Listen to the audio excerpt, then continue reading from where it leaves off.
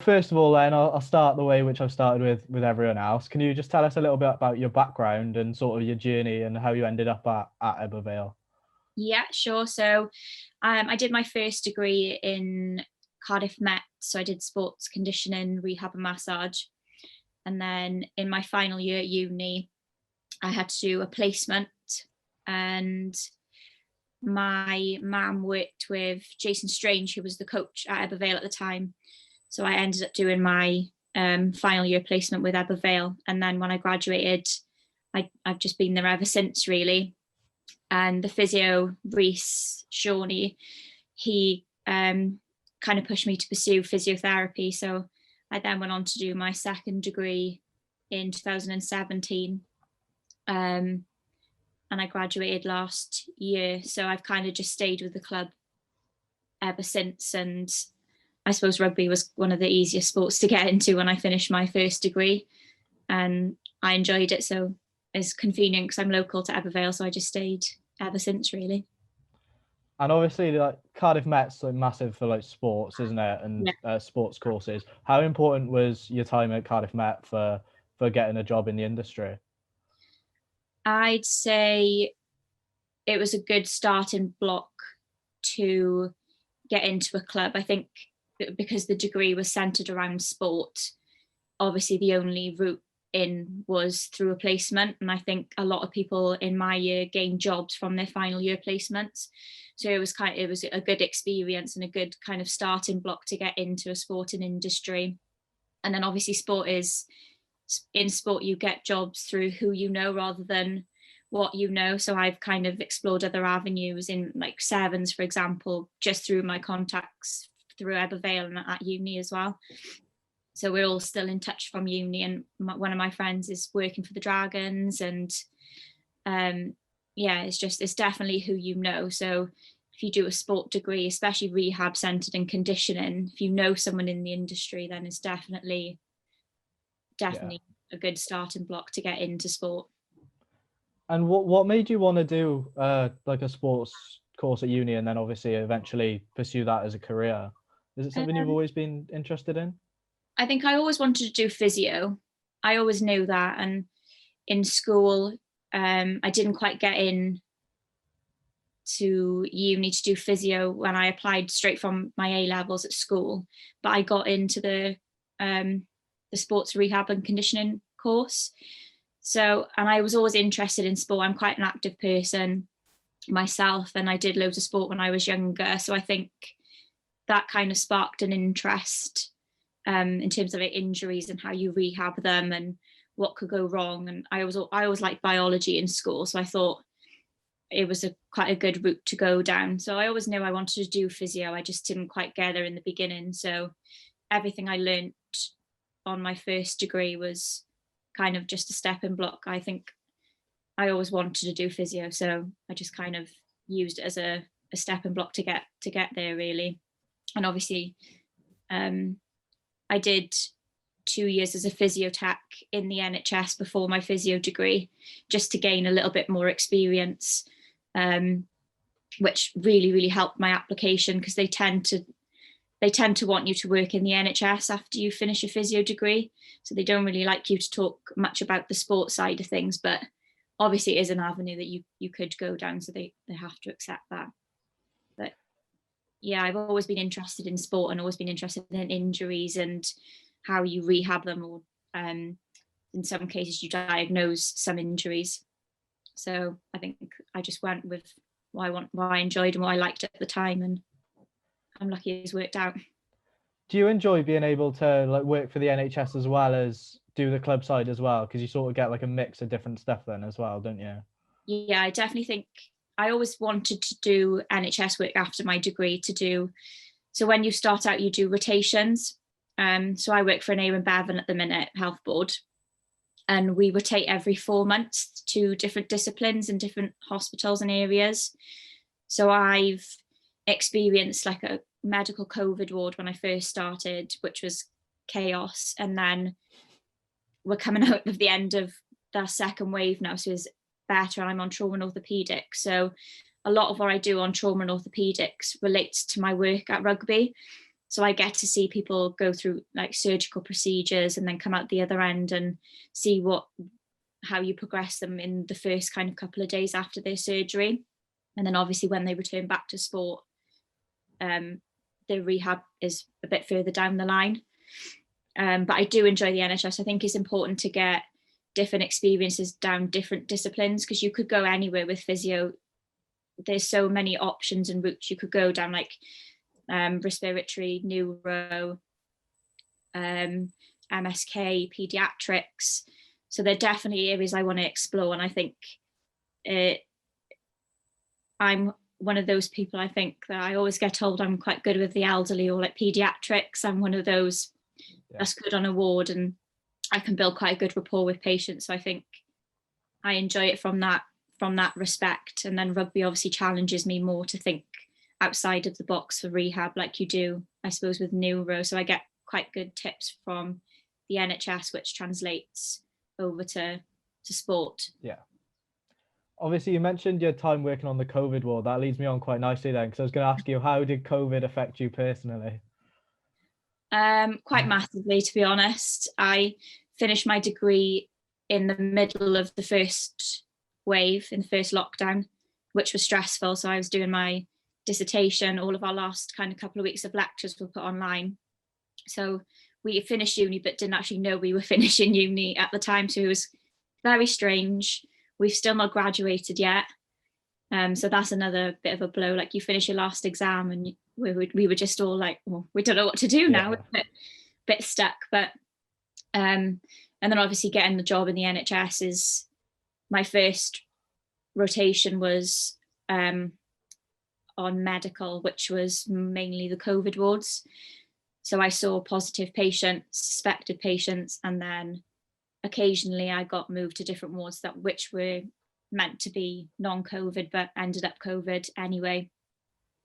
And it's quite daunting. I think I wasn't really prepared for it, but the team were really lovely. And I think I learned quite a lot about COVID and how it affects us. And I actually got COVID myself. So it was a bit of an eye opener, because I think before, if you're working outside of it, you don't really see how bad it can actually get.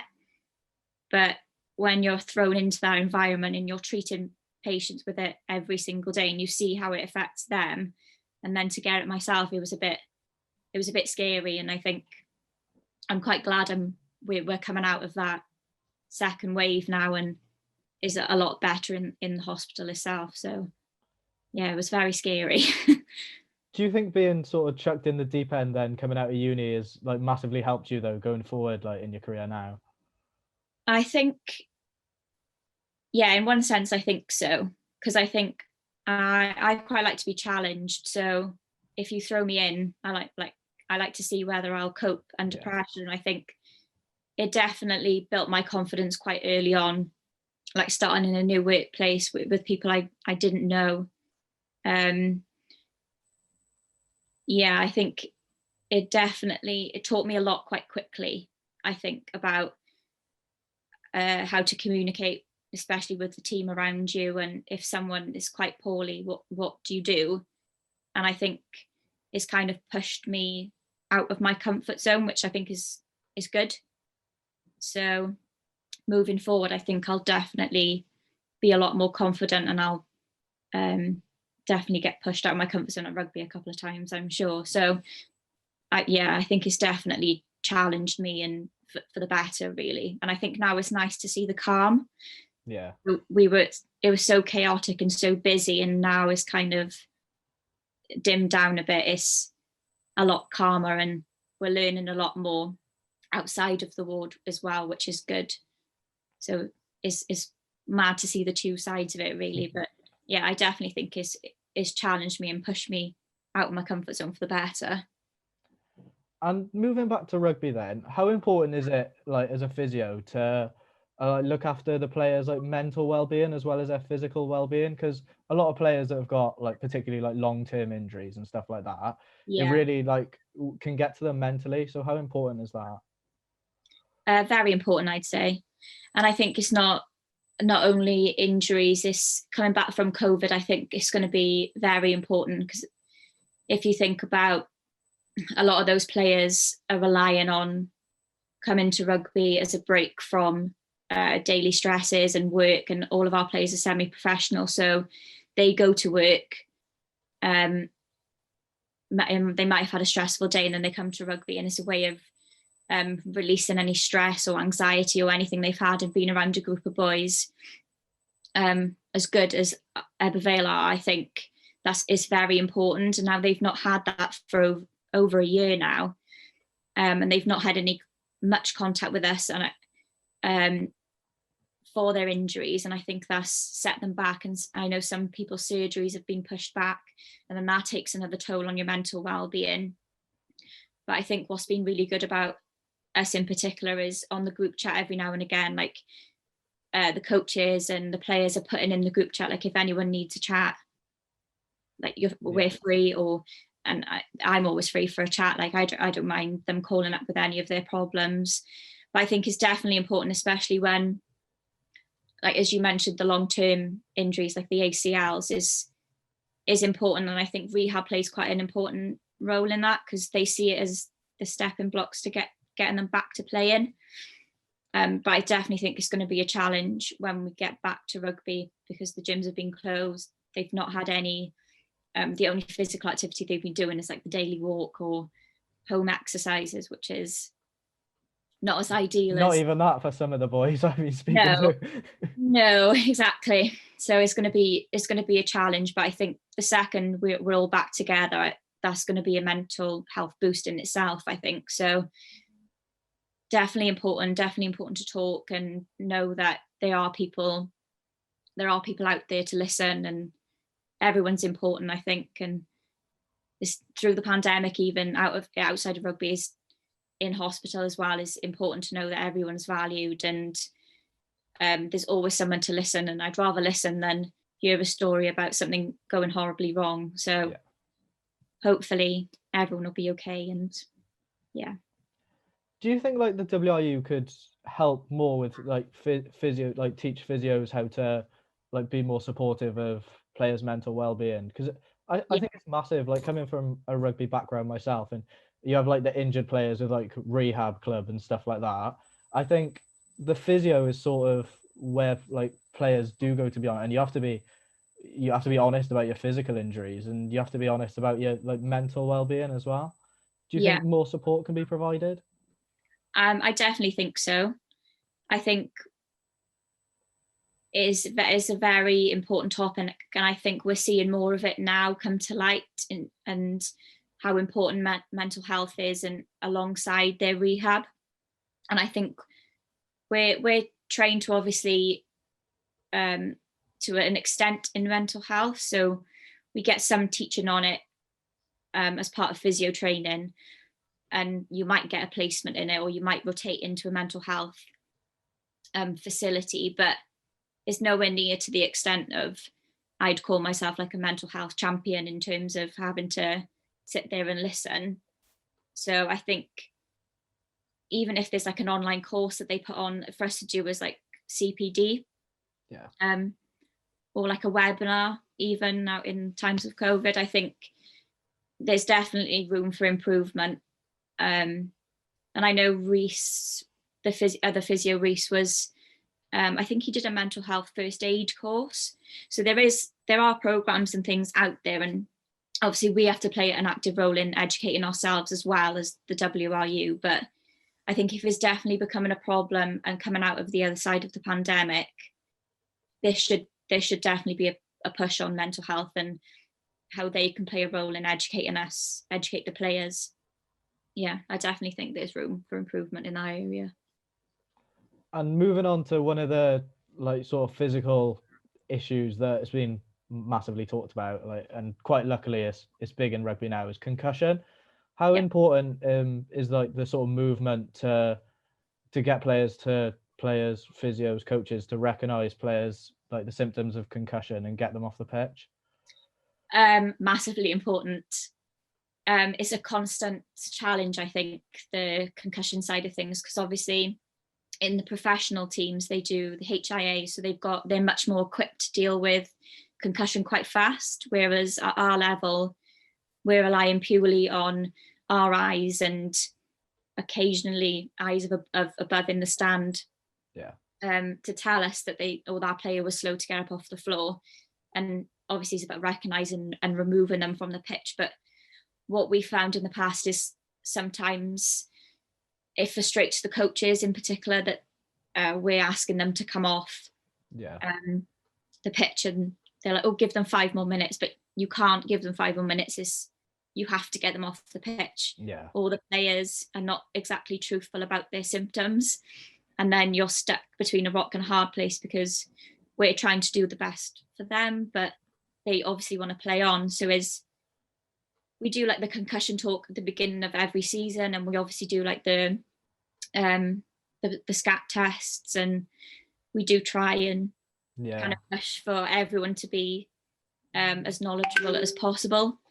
But it is difficult, and I think it is an important topic for everybody to be educated on, and the coaches do courses themselves, and obviously we have to deal with the concussion and the return to play, and I think that's the most frustrating part for the players and the coaches, is how long at our level it takes for them to return from a concussion. But you see so much of it in the media now, like it's such a high profile topic, and if it's not dealt with properly, then we're liable, and the coaches are liable, the team is liable, and then you're putting a player's welfare at risk. And there's always something in the news about concussions, like players are suing managers or teams because now they've got like mental health, like dementia or Alzheimer's later on down the line, and obviously we don't want to be liable for that. No.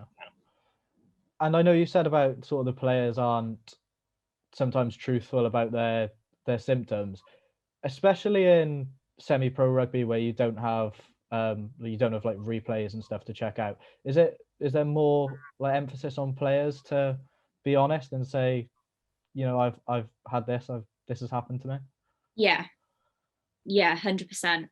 I mean, I've had instances in the past where players like you can't see everything, and sometimes if they're involved at the bottom of a ruck and they come around, you're not sure whether they were knocked out, and everyone knows if they're knocked out they have to come straight off the pitch. So I've been involved in instances in the past where players have been knocked out, and then I've got there and they've said no, I'm fine. It's just because they want to play, and if it's at a crucial point in the match in particular, I guess tensions can get quite high about whether they stay on the pitch or not.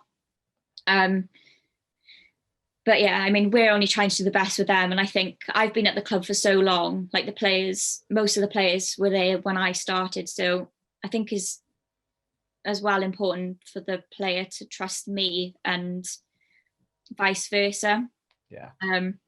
And I think I always give them the pre-warning in pre-season that they're not to lie about their symptoms, because if they do, then like our trust is completely broken, and obviously that has to be earned back. But hopefully they all know that now, so fingers crossed we don't get any more instances.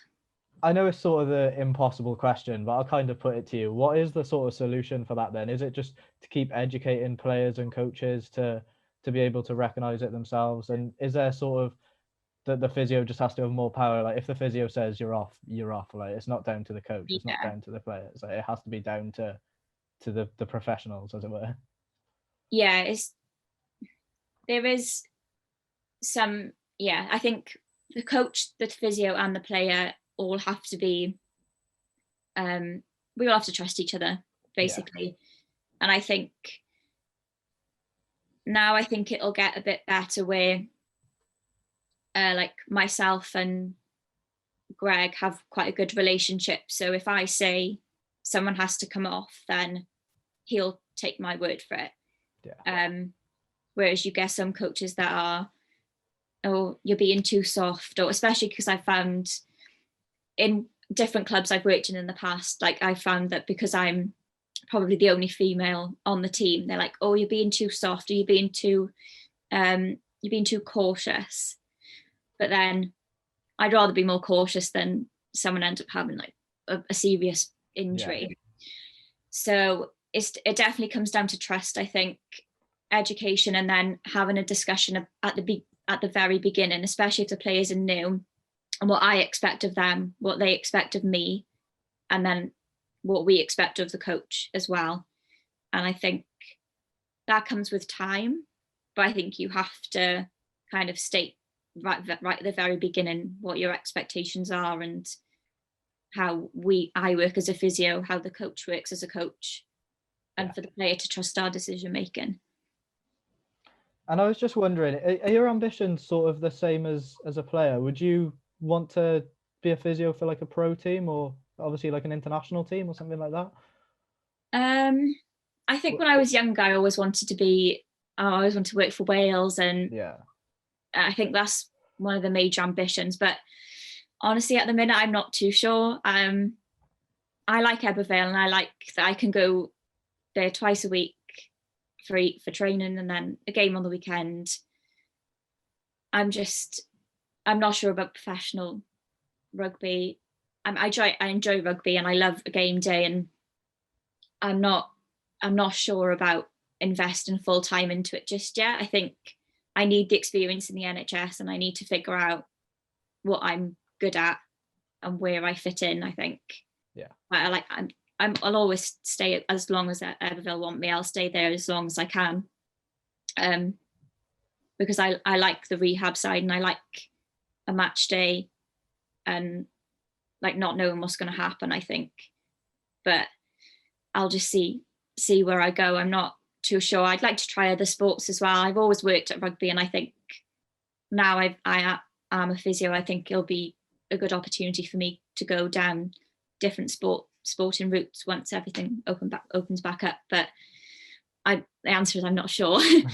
I don't really know. And what are you missing the most about Ebbw and being at the club? I think I miss a game day. I think when you're in the habit of going to a game every Saturday for I don't know how many years I've been there, and then to nothing, you wake up on a Saturday and you think, well, I don't know, what am I going to do today? But I think everyone's in that same situation. And I think like all the boys, I think I get on with them really well, and it's a laugh, and it's like a break from reality, I think. And like I love like the whole rehab process, and like that's kind of my interest. I quite like MSK and that side of physio, and I like seeing them from the initial injury to making them like better and returning them to play. And I think that as a whole the club are really supportive of me, and I think I've missed, it's been nice to have a break, don't get me wrong, but I think I've missed the routine of going there every Tuesday, every Thursday, and then a game on a Saturday, like having a laugh and winning games and going back to the club afterwards. I think the whole experience really, I think I've definitely missed it now. And in terms of my skills as well as a physio, because I've gone down the NHS route when we've not done any rugby for a year, it's going to be quite challenging to go back to full-time work as well as that.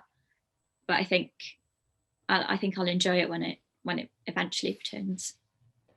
And going to get you in a little bit of trouble to finish. Is there any who gets treated always getting treated, and not just for injuries? Is there anybody that always has a tight hammy when it comes to like fitness training or anything like that? Who's always injured? I think there's a couple of suspects, like Oaksy, for example, with his knee. He's always got something wrong, but he likes to go to Alan, so I don't really see him as much. Who's always injured? It's got to be the front row boys, surely. Yeah, I suppose. I think Joe's had a hamstring injury, but he's pretty good with his injury, so he's not there all the time.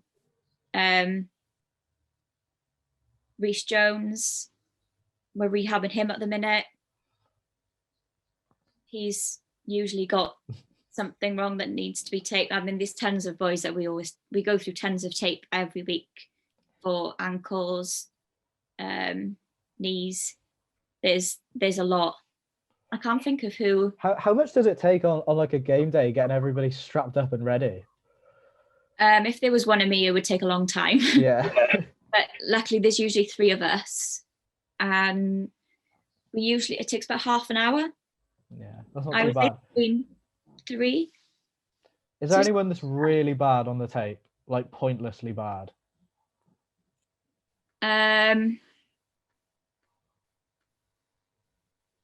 I think Oaksy always has to have his knee taped. Yeah.